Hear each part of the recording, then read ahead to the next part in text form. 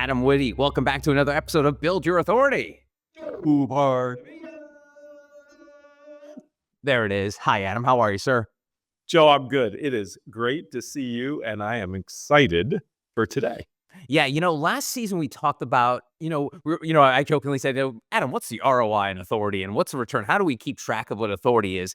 And we somehow have found a way to do so with something called the authority maturity model. But before we get into it and we get our guests in here, I'd like to talk about why this was important because you and I have often talked about on the show that a lot of the people that walk through our doors who want to become authorities, they're business people and they're successful business people for a reason. Like they know how pie graphs work and how Excel docs work. So they need to have some sort of tangible proof as to how their journey is going. So why was it important to introduce this authority maturity model?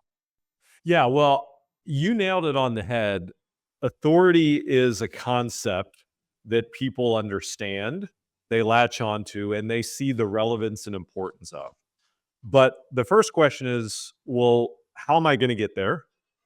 And how am I going to measure if it's successful? And what I love about the authority maturity model, and the creator of that is our guest today, is that that is the roadmap of this is the plan that you're going to follow. And then here are the metrics that we're going to use to measure success as you progress along this model. So it answers the two biggest questions that an entrepreneur, a CEO, a leader has, which is what plan do I follow? And then how do I measure the plan to determine if it's working? Awesome. And you mentioned our guest is Beth LaGuardia Cooper. Beth, welcome to Build Your Authority. Thank you, Joe. Thank you, Adam. It's great to be here. So, Beth, as you know, with the show, we're all about helping folks build their authority, and on this episode, we're going to talk about how we're keeping track of how that authority is built. So, you've been in marketing for a long time. We don't want to age anyone on this podcast, as we know. But now that it's something you developed, why was it important, and why were you inspired to build it here at Advantage? Yeah. Well, this seemed like an obvious thing to do, to be honest with you, because we need to have plans so we know where we're going and we need to be able to measure our progress along the way. So we were doing that in a variety of places and already through our amazing strategists and the experts we have working with our authorities, we had all kinds of frameworks that we were already putting to use and giving them results tracking along the way. But we weren't necessarily doing it in a comprehensive manner, and we didn't necessarily have documented in a unified place our overarching thematic framework. So it just seemed like the right next step. And Adam, you're pretty pragmatic. Were you skeptical at first when this idea was brought up? Because you've been in the authority business for a long time, but no, there hasn't been a way to actually quantify this work that we're doing here. No, the pragmatic part of me is what loved it because it was a logical, rational plan with exact black and white ways to measure success against the plan. So that part of me absolutely loved it. And I think as an entrepreneur, as a CEO myself, understanding how they think, I knew that if we could say, here is a plan that you can follow, and here are the measuring sticks that you will use to determine success, I felt very confident that that would resonate with people. Awesome. And if you go to our website, Beth, you do see this authority maturity model people can sign up for. So let's start with a quick overview of the 5 stages of the model, because one of the things we like numbers and we like it in sequential order. So let's go from 1 through 5 real quickly, and then we're going to dig into it during the conversation. The first is really the emerging area. So your on ramp may be that you're interested in authority, but you're not really, you don't have the credentials yet to be an expert in your field. And that's what you're working on. So you might be aspiring, but you're probably not ready for all of the authority measures that get you up the continuum. The second is that you're tactically leveraging some of the elements of authority. And that might mean that you're speaking in your industry, you've been asked to be on a panel in your field. It could be that you have dabbled in earned media or you're using social media to build an audience. But typically, you're only doing a few things and you're not necessarily doing those in a strategic manner. The next would be that you're operationally leveraging this, meaning that you're putting together plans and you're amassing and putting resources against your authority building. So you're actually being a lot more intentional about taking your expertise and sharing it with others. And that really is a turning point in the building of authority. That's the place where you come out from being someone who is typically just advising others within your industry or in a very small circle of your network to sharing your knowledge more broadly and providing your perspective on trending conversations as they come about based upon your experience. The fourth area is strategic. So if you're moving from operational to strategic, your plans and the success of those plans are really intertwined with leveraging authority at all places of your business. And I would say, this isn't just something that you think about as a way to market the business or build the brand, but also a way that you celebrate your customers, your clients, a way that you give back to the virtuous circle to inspire the next generation, and the way that you ultimately perhaps may step use as a stepping stone to something new and different for you or your business. That leads to the last area, which is really the ultimate. And it's a place where you start to get incoming media requests. You're known as the expert. No one wants to talk to anyone else in the industry besides you because you really are the guru in what you espouse. And that differentiated arena, is probably only achieved by a very, very small fraction of a percent of people. But it's probably important to say that not all of us aspire to that place. Some of us are very, very happy in that strategic or operational place of authority maturity. So that's the continuum, and there are many, many, many steps along that way. Awesome. So the initial step, just so we can have like a base level here, it's basically the identification of you starting this journey. It's almost like your first step forward, correct? That's what you mean by emerging? Yes. So if you may not have been on the authority journey, but you may be more than an expert in your field. So you don't have to start at step one. That's also a beauty of this. You can come on at the on ramp that makes the most sense for you as an aspiring authority or as an authority today. And there's always room to grow. So that first step, that knowledgeable step, getting your credentials, I would think of that as someone who has probably spent not too many years in their field, or probably had too many experiences. They're probably more absorbing things that other authorities are providing, and just starting to enter the conversation on that road. When you think about somebody that's a leader, right? Whether they're the founder and CEO of their own business or whether they're a leader within an existing organization, right? And why does a leader want authority? And the whole premise of the book that I wrote, The Authority Advantage, was that it's not about stroking your ego. It's about the more authority you have, the more impact you can have as a leader. And what authority is it's influence, it's trust, it's knowledge, it's competence, and it is being a place or a source that people look to for input, right? Whether that's advice, whether that's, hey, help me make a better decision, whether that's, what do you think I should do?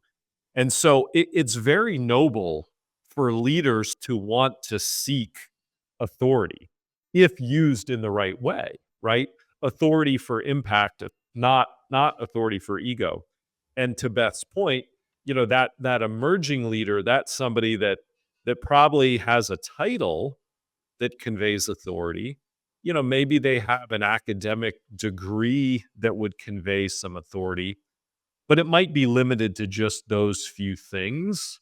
And they're at the base of the mountain, and getting to Everest requires a whole lot more, which Beth's going to tell us about in stage 2 through 5.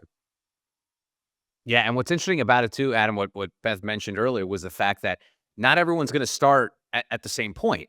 And I think probably, Beth, a lot of people that walk through our door are probably getting here around the step 2 or 3 this stage, right? So let's get into the specific tactics used in stage 2, which is tactical stage. You're exactly right, Joe, because many of our members come to us between stages 2 and 3. And one of the things that they're trying to figure out is, well, I know what it looks like to be an authority. I know other people, industry icons in my space, or others out there who have the level of authority that I'm looking for, but I'm not really clear on what steps I can take to get me there. And so typically when we're looking at someone's authority maturity, we're looking holistically at what they're doing in rented, earned, and owned media, what their goals are, how what their brand strategy looks like. Do they have a really clear sense of what they stand for, the problem they're trying to solve, and the audience that they're trying to reach, the impact that they're looking to have.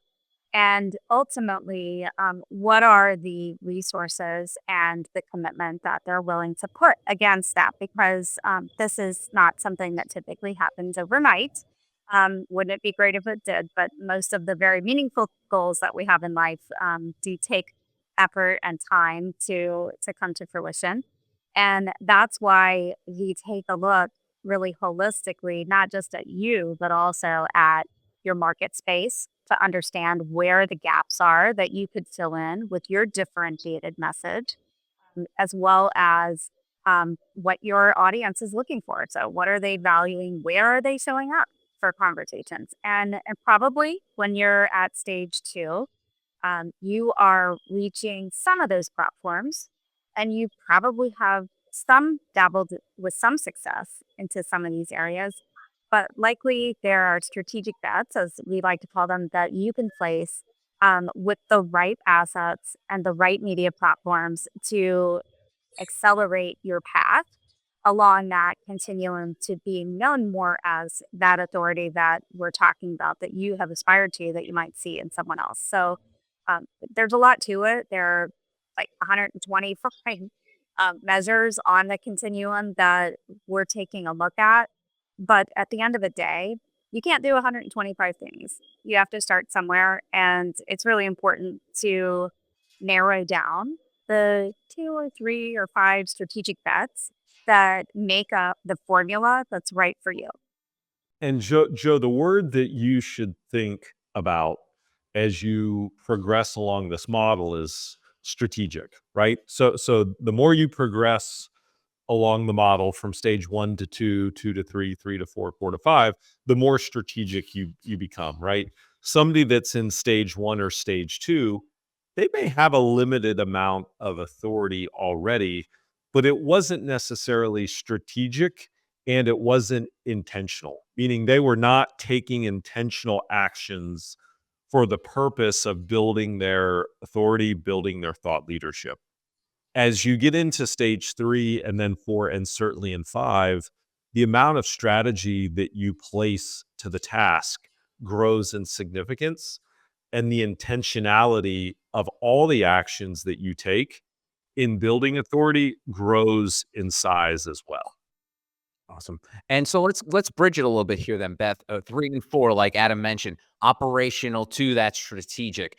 How do we help people make this jump? Because I think this might be sort of like the sticking point for a lot of people, and it always is. It's sort of like the 3 arc structure of a movie. Like that climax always comes, towards the end of Act 2. But tell us about how we help people bridge the gap there of 3 and 4. So, one of the things early on that we're taking stock of is where you have strengths. And where do you maybe have areas of opportunity that can be a multiplier effect for you?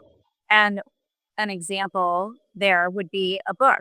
If you've written a book on a topic, you gain a level of instant credibility and trust that very few, if any, other things can give you. So, if you have that, then are we leveraging that as successfully as we can? If you don't, then let's talk about that as the next stage of attention for building your authority. In addition to that, let's think about audience. So you may have built an audience that is living on a platform that you don't own. And for example, if that's TikTok, um, what if that audience goes away? Then how do you think about migrating that audience to a new platform that again you don't own, or think about building that audience as an owned community that you're talking to directly and that you don't have to worry about losing um, with something out of your control. So there can be different strategic decisions, and they're never made in a vacuum because it also has a lot to do with what's going on in the environment that you're either leveraging as opportunity or protecting based upon the potential risk. So some of those can be it can be addressed. Just to wrap up, another asset that would be a multiplier effect, I would say speaking is a typical goal of many of our members. And typically they're speaking already in industry circles. Maybe they're serving on industry panels, or maybe they're already on the stages of some of the industry conferences that are most meaningful in their field. Often they're looking to springboard outside of their industry and be known more broadly for their message outside and beyond just the field in which they currently work. And what I see a lot of times is that members who we work with have the intent for executives within their team to start serving on those large platforms within the industry, and they focus on the important conferences or other speaking engagement opportunities that are go beyond their industry and transcend that space. And so that is a typical place of a more strategic authority. Beth, obviously, stage one is emerging, stage two is tactical, and now stage three is operational. What is someone that's at stage three in that operational category? What does that look, feel, and sound like? So I would say that they can attribute some level of success against their goals to their authority at that point. They are beginning to be known as maybe an expert, or maybe even what would be better, a visionary in their field. Um, but where often they need to lean in and away from is leaning away from being someone who's known for espousing the best practices of their field to someone who is actually challenging the status quo and identifying ways that the paradigm needs to be shifted to address challenges that are coming down the road. So often that's a migration in message that we see and the issues that one tackles.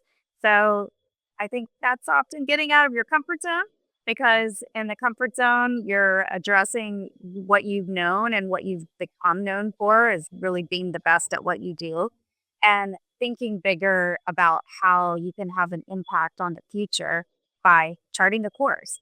So that often it addresses brand strategy. We would look at content creation.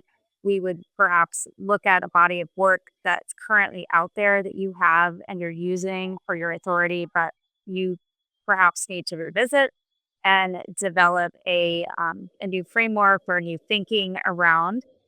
And often, someone who's at that stage is starting to see that they're being asked by others, by media, by event organizers, by um, audiences to address a challenge or address thinking. They want their perspective is actually being sought after. So we're going to be looking to place one in the conversations where that can be the case, so we can build upon that authority by association.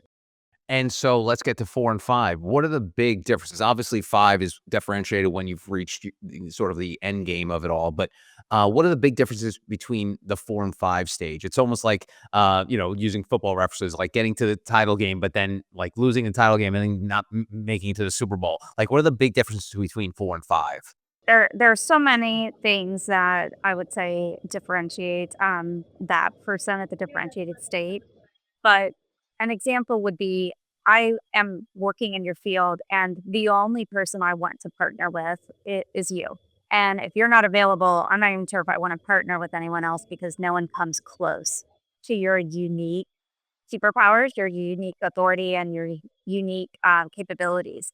So you've really differentiated yourself. And when it comes to media, it's the same thing. I want to speak to this person, and if I can't speak to this person, well, I might take a second opinion, but it really matters what this person thinks. And you would start to see that with pricing power. You would start to see that with marketing power. You don't have to spend money on marketing. Adam has said this before, but what if you didn't have to make another sales call ever? And that would be the level of authority of someone who's differentiated, because all of the requests and everything that you're looking for is incoming. And probably at the end of the day, from a fulfillment perspective, the way you're spending your time is exactly the way you want to spend your time, with the clients you want to spend your time with the work you want to spend your time with. You're able to turn down things that come your way that don't fit your strategy or your goals head on. And so that's really probably one of the greatest benefits here, because nobody has the lock on getting more time in this world. So if we can better use it to our advantage as an authority, it's a key benefit. And Joe, maybe let's rewind for a quick second. Beth, give us an overview of stage 4, that's strategic. If you've accomplished or are at stage 4 in your authority journey, what does that look like? What does that feel like? What does that sound like? This is probably the ultimate place for most of us, because very few people will be past this stage. This person has probably written a book on their topic of expertise. They are probably very active in social media. This is incredibly important. Social media is not only not going away, but we need to double down at making sure that we have the presence in these platforms where our audiences are convening, and we're actively a part of the conversation. We're staying relevant. Um, Also, that person is likely responding to earned media requests and making themselves available for earned media requests with top tier platforms, media outlets that are looking for experts and authorities to talk on a topic. In addition to that, they're creating content for a variety of other platforms. Um, it's that, for example, if that person is an entrepreneur and they identify with the entrepreneurial mindset, then creating content for entrepreneur as a website, reaching the 20 million people who are there, they're a partner of ours. So, example, they're then that may be the perfect place for them to make the bigger impact that they're seeking. But typically, it's a formula that works for you, but it's multi-platform, and it's starting with really strong foundational assets, like a book. And Adam, there is a bit of a stereotype that successful people aren't very patient. I don't know where it came from, but it is true. So, Beth, I think one of the first questions you may get asked when you discuss the authority maturity model with future authorities or people starting their journey, or maybe in the middle of it, is like, Beth, how long is this going to take? Is there a number we could put on that? Obviously, there are stages, so each stage could take a certain amount of time. But do you have any idea in terms of like how long this journey would take folks? Well, number one, it's actually not a journey that has an end. So, in order just to maintain your authority, maintain your presence, you have to continually work at it. And so that's even the treading water part. How long will it take to see results? I think it's really important to sit down with your team and just with yourself and set realistic milestones and expectations, so you can identify things that are very concrete along the way. Like, I want to double the number of followers that I have in social media, or I want to complete writing this book and get it out into the marketplace, and so on and so forth. Those are all things that um, take time, but you can start to realize results from very early on. And I will give you a good example of someone who actually Adam and I both saw when we were in Phoenix in November. One of our members talked with us about his book recently published in the spring, and some of the springboards to success that he was realizing with that once it was published. And one was he handed this book out to his clients, and one of those book mailings turned into a request to be on a corporate board, which he was told about, and he could trace that back to prospective client conversations that began and then resulted in sales on 4 occasions that more than paid for that investment within a couple months. So um, it could be short, or it could also be that one's goal is to generate 1 million followers, and frankly, that is a wonderful aspirational goal, and it may or may not ever be attained. Because of very few people, Bill Gates and Richard Branson and so on, who have that level of followers. But at the same time, the throwing your hat over the wall to a big goal is important at the same time, because although that may be something that you're always striving for, the amazing results that you can achieve along the way, if you're open to and watching for them, can be really incredible, more than you've ever imagined. Joe, I'm going to use a analogy that I think is quite helpful. The late Jim Rohn, who was a very famous inspirational, motivational speaker, he would say the reason to have the ambition and desire to become a millionaire is not for the $1 million+ that you'll have, but for the person that you must become in order to attain it. And I'll translate that for a minute to authority, right? The reason to seek out the journey of building your authority is not to get to the top of the mountain to beat your chest and say, I'm an authority, but for the person that you must become in order to attain it. And, when you think about this authority maturity model that Beth has demonstrated and discussed, from stage 1 to stage 5, the transformation that must occur within you to get from stage 1 to stage 5 is significant. And some people hear transformation and their translation to that is work. Like, oh, that's going to be a lot of work. And the answer is it is. I mean, let's make no mistake. In order to get from stage 1 to stage 5, there is serious work that you will have to do. But the better word to associate with stage 1 to stage 5 is opportunity.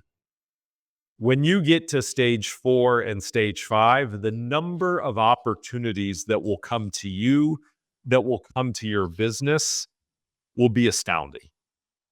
And that is the real reason, and the real word that I want people to latch onto.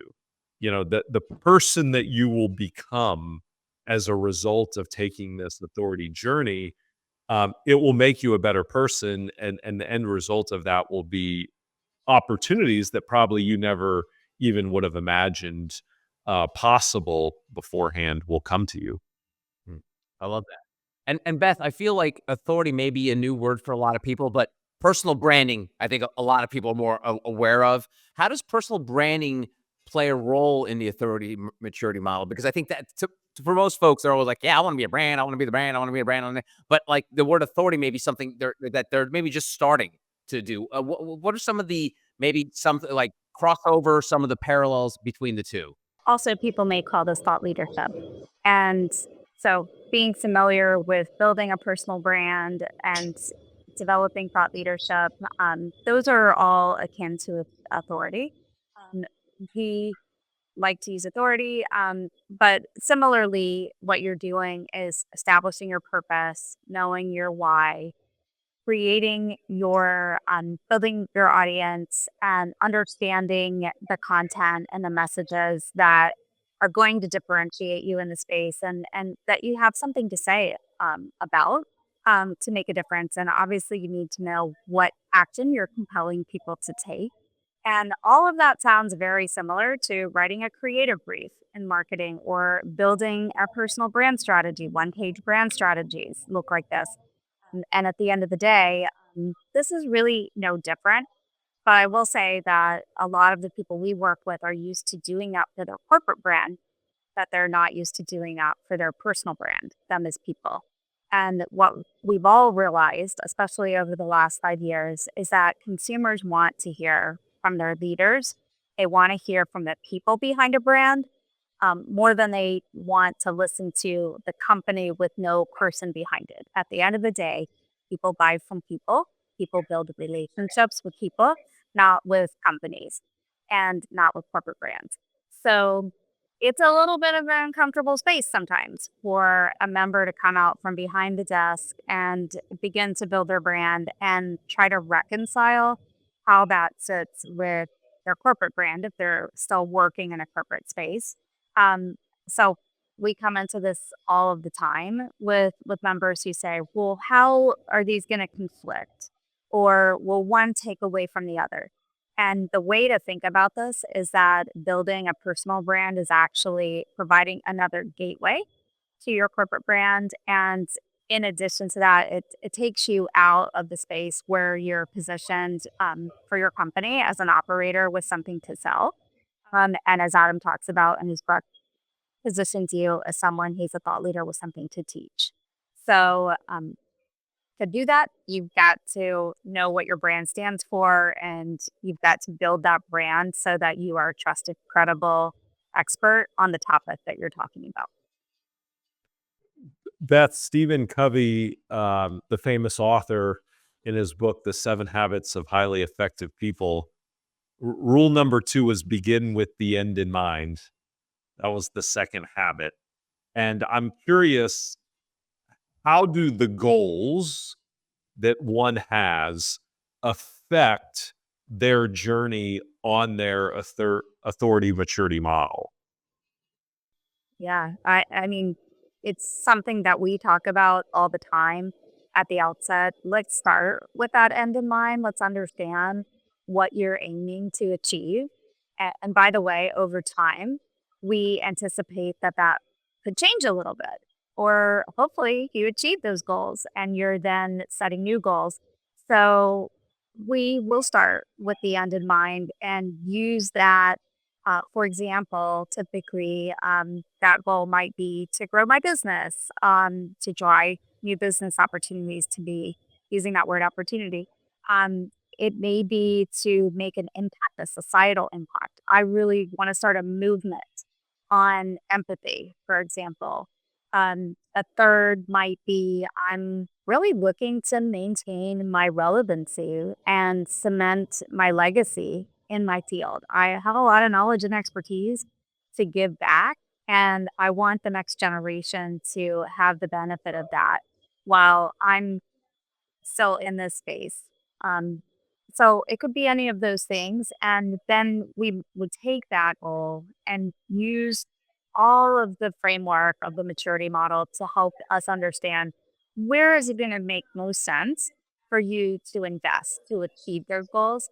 And then let's take a look over time at not only your progress, but how the world around you is changing in a way that might influence how we might attack this in a different way because a new opportunity may have arisen or there may have been something that comes out that we may have to address. And Adam, you talked earlier about the fact that, this is going to be work. Like if you want to go on this journey, it is work. But Beth, the great thing about what we're doing here at the Authority Company is we're here to help, aren't we, Beth? That's what we do. And there all the time, we get asked for our thoughts on a particular issue or opportunity with our members. And a lot of time, it could be a longtime member who we've been working with forever, and they may ask us for our advice on something, and that ends up really kind of building into a whole conversation about entirely new opportunity. And frankly, sometimes those things are um, very straightforward, and other times, sometimes the goals that we put together or the opportunities, the roadmap that we put together looks nothing like they came in thinking, and ends up that it makes more sense to lean in other ways. So this is what we do, and we've seen so many different types of situations and member goals and specific circumstances that really coming back to the authority maturity model, it made a lot of sense to compile all of that knowledge and thinking in one place and use it as a living, breathing thing to continue to enhance and advance. So it's also not as if the model itself is a set it and forget it. Nice. Adam, give you the final word on the authority maturity model, sir. Well, building authority is one of the more fulfilling aspects of a person's professional journey. It can be. And the more authority you have, the more influence and the more impact that you can have, which is, I think, the reason why people take on a leadership position to begin with. And what I love about the model, and I credit Beth, who really is the pioneer and the creator of this, is that it helps structure a plan and it creates measuring sticks to determine success. And it's easy to identify where you should invest more calories and perhaps where you should invest less calories.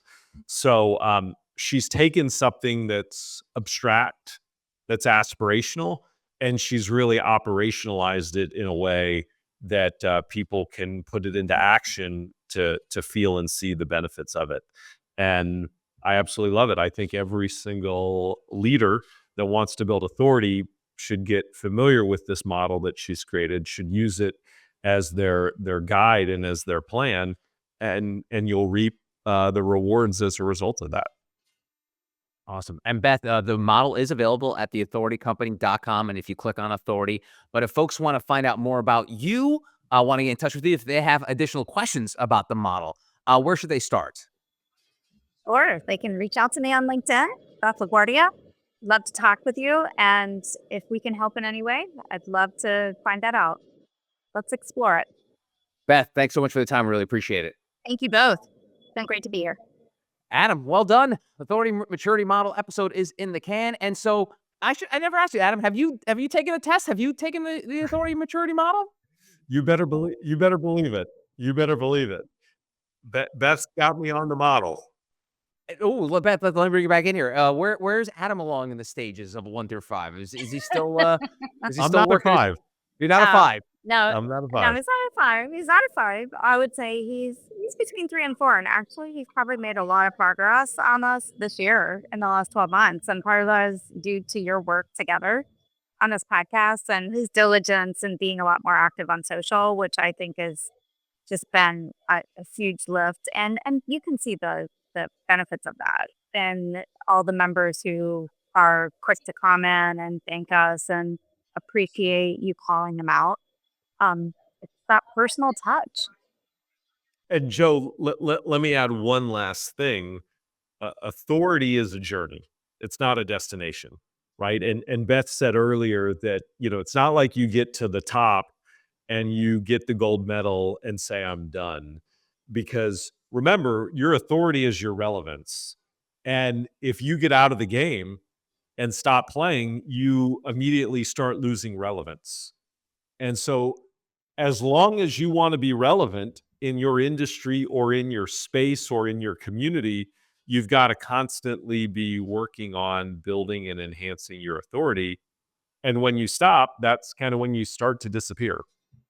I love that. Great way to end it. Adam, I will see you next time on Build Your Authority.